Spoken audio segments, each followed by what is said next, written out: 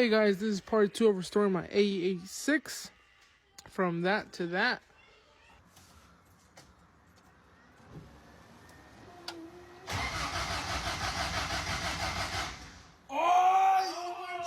Probably wondering how we got to that point, but so this is the old carburetor. Still don't know much about carburetors. I'm still kind of learning, but these little things are called, I think, butterflies, I believe, and they're supposed to let fuel and air kind of go in there and mix. Like I said, I'm still not fully 100%. This is my very first carburetor.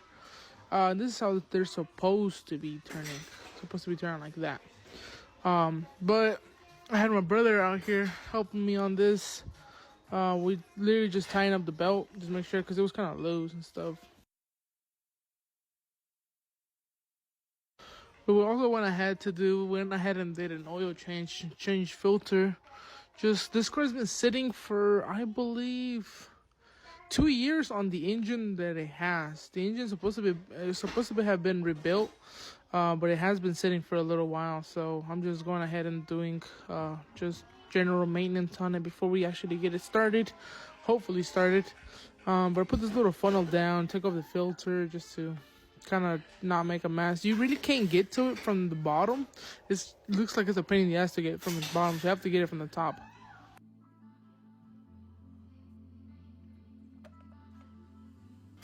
But yeah, you take it off from the top, and I just kind of screw it off. I put the new filter back in as well. I didn't really show that, but make sure when you do put the filter on, make sure to put oil in between the gasket and in the rings. So it just kind of helps in the future to get it off a little bit easier.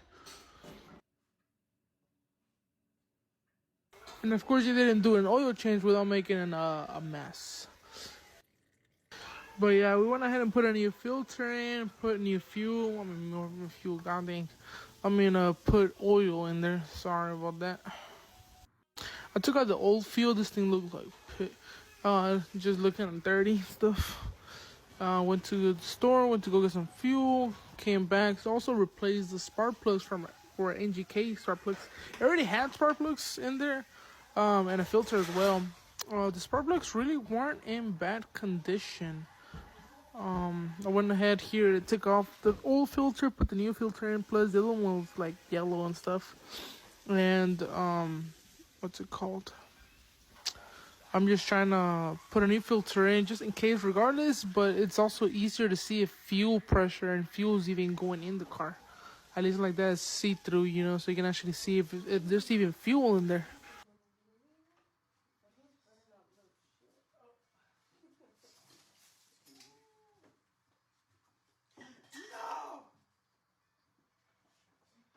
But yeah, I changed the filter. Also, the spark plugs, like I said before, they weren't even that bad. I checked them. All of them look like they're worn out the same, which is good. That means that the engine's firing as it should.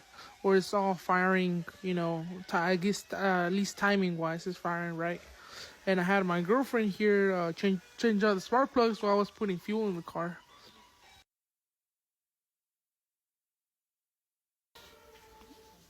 But yeah, there I am putting fuel in it. But yeah, I just did your regular maintenance stuff on this thing. Changed the spark plugs. Did an oil change. Put a battery on it. I took out the old fuel, put new fuel in it. What else? That carburetor, like I said, it wasn't working before I got it going. What else did I do? I think that's it. Oh yeah, and I also made this little L-shaped thing. Basically, you see that yellow thing up on the top left for the carburetors? I believe that's like a vacuum thing. I think that's what my brother was telling me. But it's like this vacuum thing. It was all. But yeah, I made this little L-shaped thing for the vacuum line and stuff like that. Here I am just doing my thing.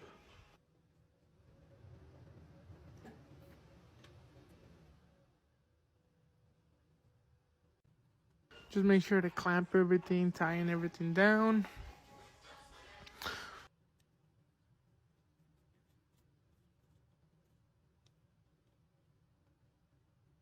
But yeah, then I put all the coils back. And if you're wondering about the coils, it's like this little blue number thing, and all of them are labeled with 1, 2, 3, and 4.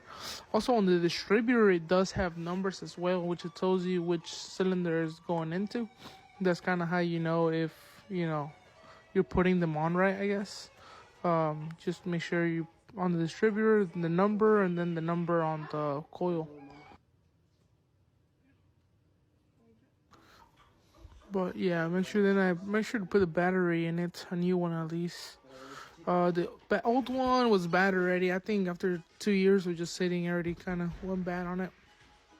But yeah, I put a new battery on it just in case. And this is what happened. We got power. Oh, and as you can see, we're very excited. But we're running into another issue with the car. So it turns on, but it loses all power when you try to turn the key, which we don't know why. I don't know if it's a ground, if a fuse, the battery, a terminal. It could be a lot of things, but that's something for a future episode. But yeah, I hope you guys enjoyed this one.